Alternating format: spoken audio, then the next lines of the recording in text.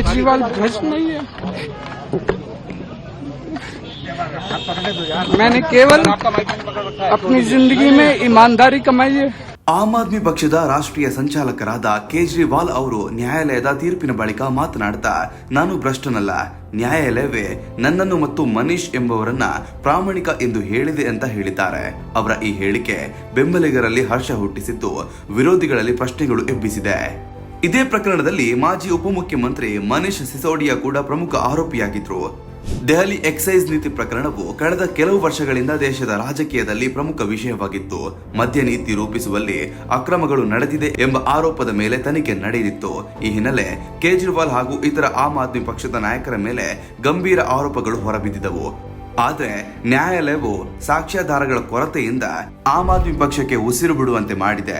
ನ್ಯಾಯಾಲಯದ ತೀರ್ಪಿನ ನಂತರ ಕೇಜ್ರಿವಾಲ್ ಅವರ ಭಾವನಾತ್ಮಕ ಪ್ರತಿಕ್ರಿಯೆ ಸದ್ಯ ಸಾಮಾಜಿಕ ಜಾಲತಾಣದಲ್ಲಿ ವೈರಲ್ ಆಗಿದೆ. ಕೆಲವರು ಇದನ್ನ ನಿಜವಾದ ಭಾವನೆ ಎಂದು ಕೊಂಡಾಡಿದ್ರೆ, ತಮ್ಮ ಮೇಲೆ ಬಂದ ಆರೋಪಗಳಿಂದ ಕುಟುಂಬ ಹಾಗೂ ಪಕ್ಷದ ಕಾರ್ಯಕರ್ತರು ಅನುಭವಿಸಿದ ಒತ್ತಡವನ್ನ ನೆನೆದು ಅವರು ಕಣ್ಣಿಟ್ಟಿರಬಹುದು ಎಂದು ಅಭಿಮಾನಿಗಳು ವ್ಯಕ್ತಪಡಿಸಿದ್ದಾರೆ.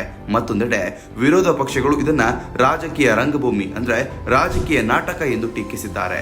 ರಾಜಕೀಯ ವಿಶ್ಲೇಷಕರ ಪ್ರಕಾರ ಈ ಘಟನೆ ಮುಂದಿನ ಚುನಾವಣಾ ರಾಜಕೀಯದ ಮೇಲೆ ಪರಿಣಾಮ ಬೀರುವ ಸಾಧ್ಯತೆ ಇದೆ. ಭ್ರಷ್ಟಾಚಾರದ ವಿರುದ್ಧ ಹೋರಾಡ್ತೇವೆ ಎಂದು ಘೋಷಣೆಯೊಂದಿಗೆ ಅಧಿಕಾರಕ್ಕೆ ಬಂದಿದ್ದ ಆ ಪಕ್ಷಕ್ಕೆ ಈ ಒಂದು ತೀರ್ಪು ಪುನರ್ಜೀವ ನೀಡಿದಂತಾಗಿದೆ. ಕೇಜ್ರಿವಾಲ್ ತಮ್ಮ ಪ್ರಾಮಾಣಿಕತೆ ಸಾಬೀತಾಗಿದೆ ಎಂದು ಹೇಳ್ತಿರುವುದು ಪಕ್ಷದ ಕಾರ್ಯಕರ್ತರಿಗೆ ಹೊಸ ಉತ್ಸಾಹವನ್ನು ನೀಡಿದೆ. ಆದರೆ ಪ್ರಕರಣದ ಸಂಪೂರ್ಣ ಕಾನೂನು ಪ್ರಕ್ರಿಯೆ ಮುಕ್ತಗೊಂಡಿದೆ ಎಂಬ ಪ್ರಶ್ನೆ ಇನ್ನೂ ಚರ್ಚೆಯಲ್ಲಿದೆ.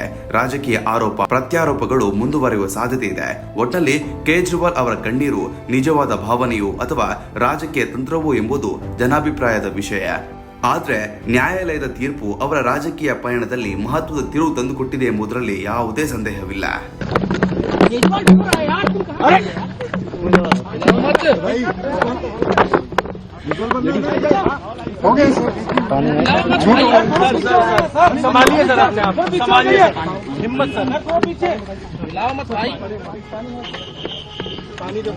केजरीवाल भ्रष्ट नहीं है।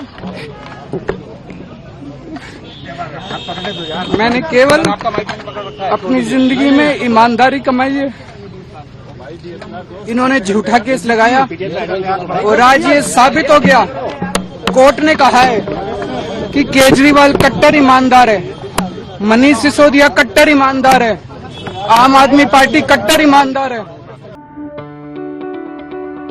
ಯಾವುದೇ ಸುದ್ದಿಯ ಅಪ್ಡೇಟ್ ಅನ್ನ ಮಿಸ್ ಮಾಡ್ಕೊಳ್ಬಾರ್ದು ಅಂದ್ರೆ ಈಗ್ಲೇ ಒನ್ ಇಂಡಿಯಾವನ್ನ ಸಬ್ಸ್ಕ್ರೈಬ್ ಮಾಡಿ. ನಿಮಗೆ ಬೇಕಾದ ಭಾಷೆಯಲ್ಲಿ ಎಲ್ಲಾ ಸುದ್ದಿ ತಿಳಿಬೇಕು ಅಂದ್ರೆ ಒನ್ ಇಂಡಿಯಾ ಆಪ್ ಅನ್ನ ಡೌನ್ಲೋಡ್ ಮಾಡ್ಕೊಳ್ಳಿ.